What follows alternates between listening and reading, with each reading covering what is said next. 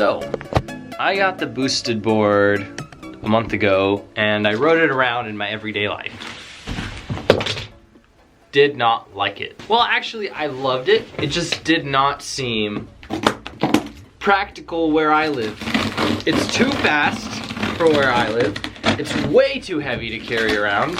And at the boosted board price point, it seems more of a luxury Lamborghini that I'm afraid to drive around because I don't want it to get stolen. That's why I got the Blink board. Small, just under 8 pounds, only goes 10 miles an hour, which is perfect. I don't need to go any faster around my campus, dodging other, what's the word, classmates? There we go. So this one should be perfect for me. They got the app, how to pair, they got instructions, and the charger stuff. Controller, but they gave me batteries for it, so that's very nice of them. But let's focus on what's important here. Is this thing charged? Yeah, it is. Cool. I wonder if we already compared with the,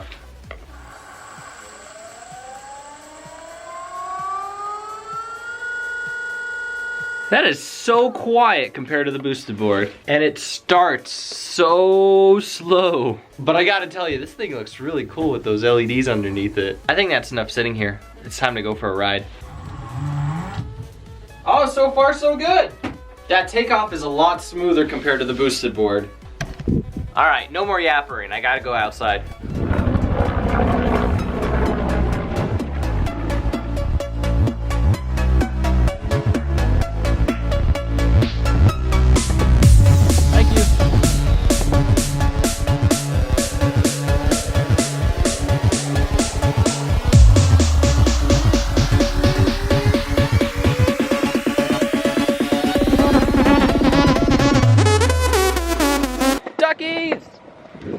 They're not scared of this one. They were terrified of the boosted board. Can I make it up this one? Ugh. I was a little too scared to try. The wheels are definitely a lot smaller compared to the boosted. So far so good. This thing is actually everything I need it to be. That's a good thumbnail. Beautiful, beautiful. The Blink Lite actually got me to the lakes really nicely. The brakes are wonderful.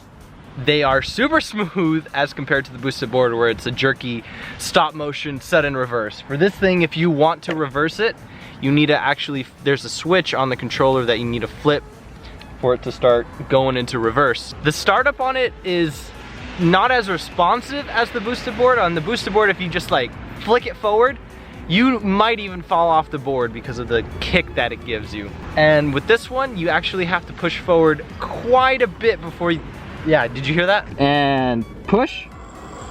There we go. About that speed is when you finally feel that kick starting to push you, but it's not like compared to the boosted board where it flings you off.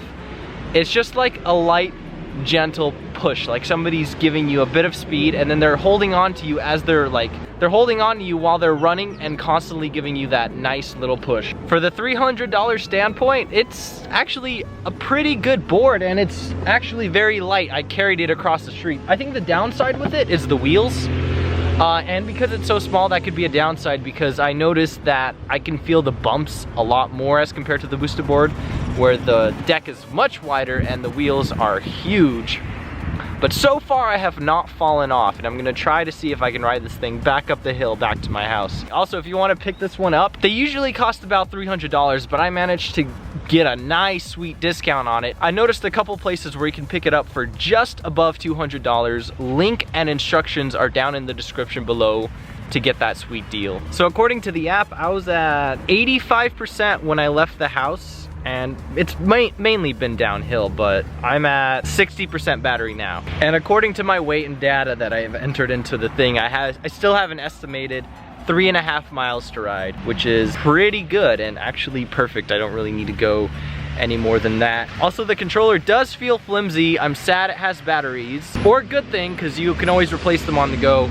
There's no indicator on this to tell you if the controller's low on batteries, so that's the downside to this. Oh yeah, also, if I haven't told you, the noise. This thing is so quiet, and that's what I love about this thing. You can't hear it. It just sounds like a normal skateboard. I think from now on I'm gonna start kick-starting. Kick and then boosting, or acting, or blinking, whatever they call it to go fast.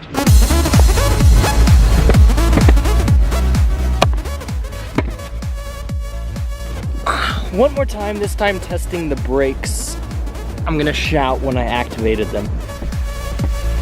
Go! No, I passed the camera! So you can tell they're not all that fast, but the board doesn't go that fast for it to matter. Okay, I think it's time for me to leave this area because there is so much poop on here, and I've been stepping all over it and getting it all over my brand new board. Right off the bat, I can tell you that there is gonna be no way in hell that I'll be able to sketch on this thing because it doesn't pack that same kick that the boosted board does. And its max weight limit is only 180. So the rest of the journey is gonna be all uphill. So let's see if this thing can bring me home. Also, the one very warning thing I need to let you know is please do not start going on this thing and have your controller in reverse. Because I did that and I nearly launched myself off the board, because if you really need to stop, flick it to reverse and then push forward. That's an immediate stop. Whew. That was bad. I was on reverse. Perfect speed. What are you yelling about?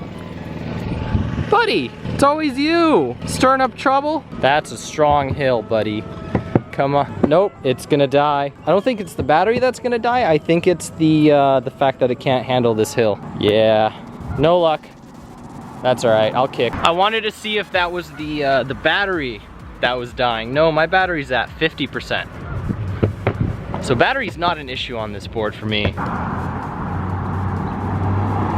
Crossing big streets like that on this board isn't actually as efficient just because it doesn't go very fast. And I actually want to make sure I have a lot of time to actually kickstart and go. That car is just kind of staring at me. Maybe he likes my my ACTON Blink Lite board. It's perfect speed. I also need to take it out for a ride when it's dark out because I know the LEDs on it are gonna look pretty sweet. But now, it's time to get back home. Okay, so here's the problem. I actually rode this thing over a lot of poop. So the board itself is really cool, but it's so dirty now, and I just don't want to put this on my floor. That's where that guitar stand from the boosted board comes in. And if all goes according to plan, that's not gonna work.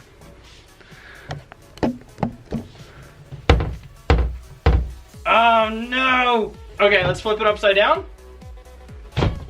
Oh! Perfect! Everything I needed to do. I rode this thing through a lot of water, and you know what? It works pretty darn well. I'm very satisfied with this.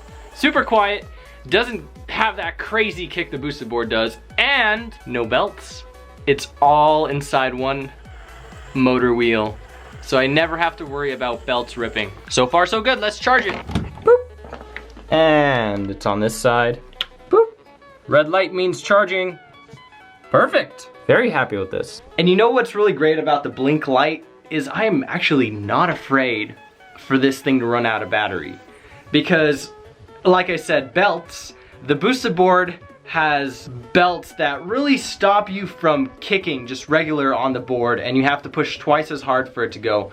This thing, you can't even feel that it has belts or well, it doesn't have belts connected, but you don't even feel the motor at all, the wheel. So if it dies, it's a perfectly good board with wheels that actually spin really fast. I feel genuinely sorry for my penny board because this thing knocked it out of the park. Feels like it weighs the exact same. Better wheels so I don't fall and hit myself. The wheels are wider.